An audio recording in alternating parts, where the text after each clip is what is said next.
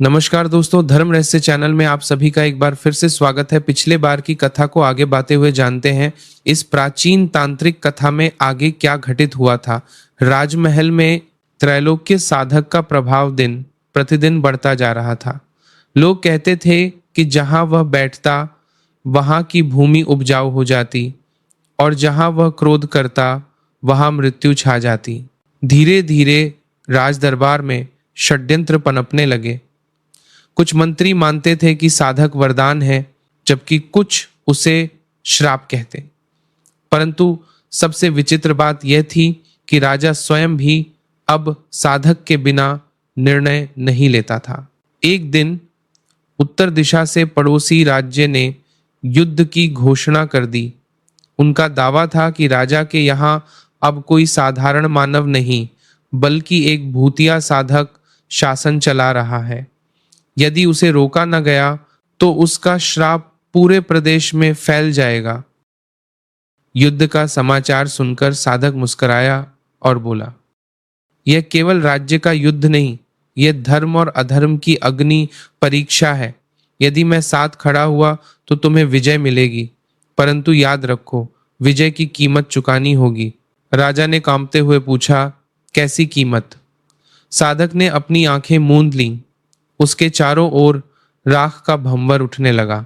तुम्हारे राज्य को खून से स्नान करना होगा। हर विजय बलिदान मांगती है और यह बलिदान तुम्हारे अपने ही लोगों से लिया जाएगा। सभा में सन्नाटा छा गया। युद्ध का दिन आया। जब सैनिक रणभूमि में उतरे तो आकाश अचानक लाल हो गया। दुश्मनों की तलवारें अपने आप टूटने लगीं। राजा की सेना को अलौकिक शक्ति मिल गई। लोग बोले, त्रैलोक के साधक ने चमत्कार कर दिया। परंतु उसी रात महल में 100 बच्चों की मृत्यु हो गई। किसी को समझ न आया कि कैसे। उनके चेहरे शांत थे, मानो सोते सोते उनकी आत्माएं निकल गई हों। राजा विलाप करने लगा, पर साधक ने कठोर स्वर में कहा, यह विजय की कीमत थी। मैंने पहले ही चेताया था। अब राज्य 2 हिस्सों में बंट गया। एक ओर वे लोग थे जो साधक को अवतार मानते, दूसरी ओर वे जो उसे घोर श्राप कहते। लेकिन असली रहस्य तो अभी बाकी था, क्योंकि हर रात महल के शिखर पर एक स्त्री की छाया खड़ी दिखाई देती थी, जिसके हाथ में त्रिशूल और आंखों में अग्नि जलती थी।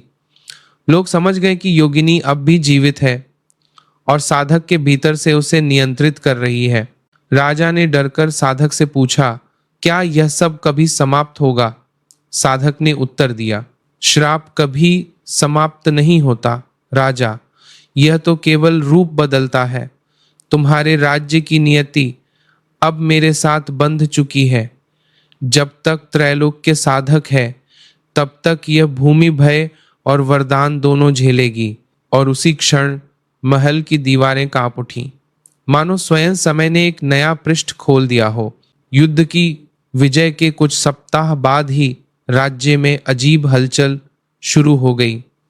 महल के प्रांगण में हर रात किसी बच्चे की रोने की आवाज आती और सैनिकों के शिविरों में अदृश्य हाथ उनके गलों को दबाने लगते।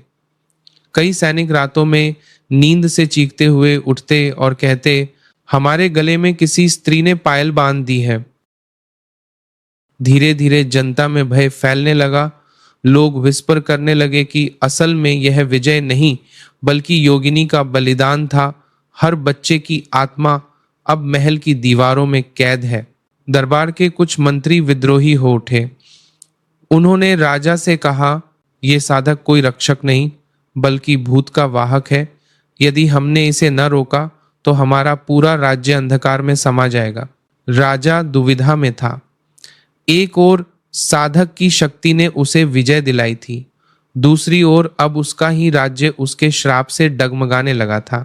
इसी बीच महल की रानी ने एक रात स्वप्न देखा। स्वप्न में योगिनी उसके सामने प्रकट हुई। उसके बाल बिखरे हुए थे और गले में खोपड़ियों की माला।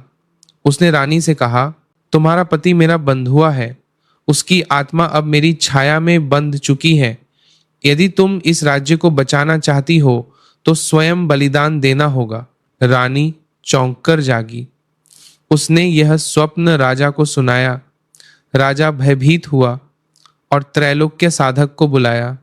साधक ने गंभीर स्वर में कहा, स्वप्न नहीं, यह सत्य है। योगिनी अब भी मेरे भीतर जीवित है। जब तक उसका श्राप पूर्ण रूप से नहीं टूटता तब तक यह भूमि रक्त पीती रहेगी। राजा ने पूछा, तो क्या कोई उपाय है? साधक ने गहरी सांस ली और बोला, एक ही उपाय है मूल पक्षमकार साधना को उसी गुफा में समाप्त करना जहां यह आरंभ हुई थी। लेकिन इस बार साधक मैं नहीं होऊंगा, बलिदान तुम्हारे वंश से ही होगा। सभा में यह सुनकर सब स्तब्ध रह गए। इसी बीच विद्रोही मंत्री और सैनिकों ने योजना बना डाली। उन्होंने कहा, राजा इस साधक की बातों में आकर राज्य को विनाश की ओर ले जा रहा है। हमें साधक को मार गिराना होगा। अगली रात जब साधक ध्यानस्थ था, कुछ गुप्त सैनिक उस पर टूट पड़े। लेकिन जैसे ही उन्होंने हथियार उठाए, गुफ्फा जैसी गंध फैल गई।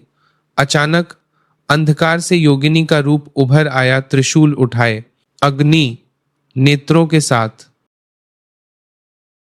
सैनिक एक एक कर जमीन पर गिरने लगे। किसी का गला कट गया, किसी का शरीर जल उठा। साधक ने आंखें खोली और कहा, मैंने चेताया था, यह श्राप साधारण बल से नहीं टूट सकता। अब स्थिति भयानक थी। जनता विद्रोह पर उतारू थी, दरबार विभाजित था और राजा भय से ग्रसित। राज्य की सीमाओं पर दुश्मनों की सेनाएं फिर से इकट्ठा हो रही थी और भीतर योगिनी की छाया और साधक का रहस्य दोनों और प्रचंड हो रहे थे। सब समझ गए थे। अगला अमावस्या पर्व राज्य के लिए निर्णायक होगा। अमावस्या की रात आ पहुंची। पूरा राज्य भय और बेचैनी से कांप रहा था। गांव गांव में लोग दीप जलाकर प्रार्थना कर रहे थे कि किसी तरह ये श्राप टूट जाए। महल में चारों ओर घोर सन्नाटा था। त्रैलोक्य साधक ने राजा और रानी को गुफा की ओर चलने का आदेश दिया। उनके साथ कुछ सैनिक और पुरोहित भी थे। जैसे जैसे वे गुफा के करीब पहुंचे, हवा भारी होती गई। पेड़ सूखी लकड़ी की तरह कराहने लगे और आकाश में काले बादल उमड़ पड़े। गुफा के भीतर वही पुराना पत्थर अब भी था, जिस पर लिखा था, भोग और त्याग दोनों ही भूख हैं, मुक्ति केवल शून्य में है। साधक ने मंत्रोच्चार शुरू किया। उसकी आवाज मानो पूरी पृथ्वी में गूंज रही थी। अचानक दीवारों पर बने चित्र जीवित हो उठे। नाचती योगिनियां, भूत, प्रेत और रक्तरंजित आकृतियां। योगिनी का विकराल रूप प्रकट हुआ।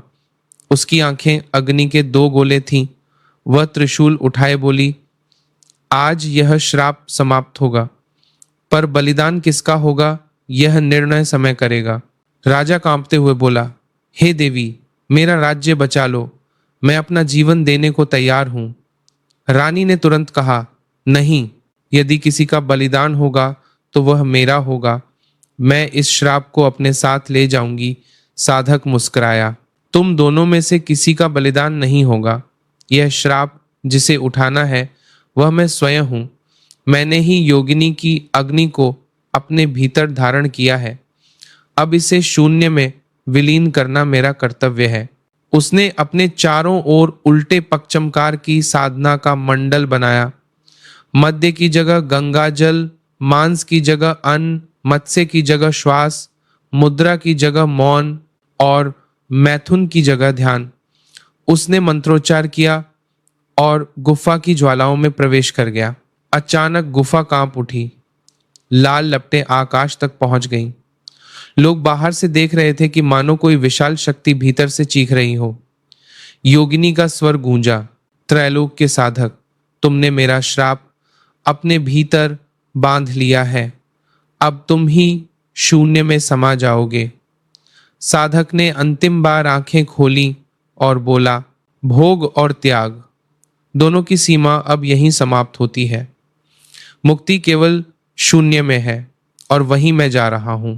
अगले ही क्षण एक प्रचंड विस्फोट हुआ। गुफा की दीवारें टूट गईं और भीतर से प्रकाश का एक स्तंभ उठकर आकाश में विलीन हो गया। जब सब शांत हुआ तो गुफा खाली थी। राजा, रानी और सैनिक स्तब्ध रह गए। योगिनी का कोई चिन्ह नहीं था और त्रैलोक्य साधक भी नहीं। केवल वही पत्थर बचा था जिस पर अब नया वाक्य लिखा था, श्राप समाप्त हुआ, किंतु जहां तृष्णा जन्म लेगी वहीं मैं फिर लौटूंगा। राजा आंसुओं से भर उठा। रानी ने पत्थर को प्रणाम किया और उसी क्षण आकाश में बादल हटे। चंद्रमा की उजली किरणें गुफा पर पड़ने लगीं। लोगों ने कहा, श्राप टूट गया, परंतु बुद्धिमान लोग जानते थे त्रैलोक्य साधक कभी पूरी तरह समाप्त नहीं हो सकता। वह अब शून्य में है और जब समय चाहेगा फिर प्रकट होगा। क्या कभी वह फिर से जागेगा या उसे कोई जगह पाएगा, ये एक भविष्य का प्रश्न इस कथा में शेष रह गया है। तो इस प्रकार ये कथा यहाँ पर समाप्त होती है। आशा करता हूँ आपको ये प्राचीन कथा पसंद आई होगी। अगर आपके पास भी इसी तरह की कोई प्राचीन कथा मौजूद है तो कृपया उसे ईमेल पत्र के माध्यम से भेजें ताकि उसे दर्शकों के लिए प्रस्तुत किया जा सके। वीडियो पसंद आने पर चैनल को लाइक, शेयर, सब्सक्राइब जरूर करें। आप सभी का दिन मंगलमय हो। जय मां पराशक्ति।